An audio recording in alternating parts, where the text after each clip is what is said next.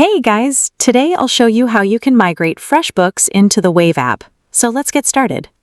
If you're switching from FreshBooks to Wave, the process is fairly simple.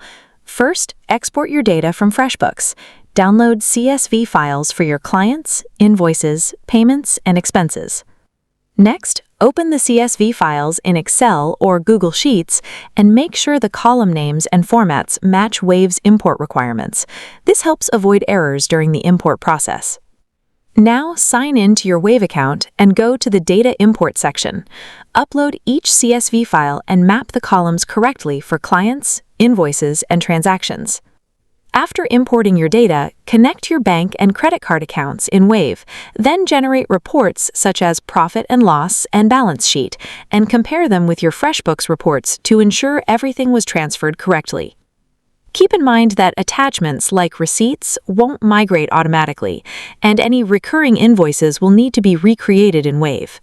That's how you can migrate from FreshBooks to Wave and make sure your financial data is transferred accurately. That's it. If you found this video helpful, consider giving it a like and subscribe.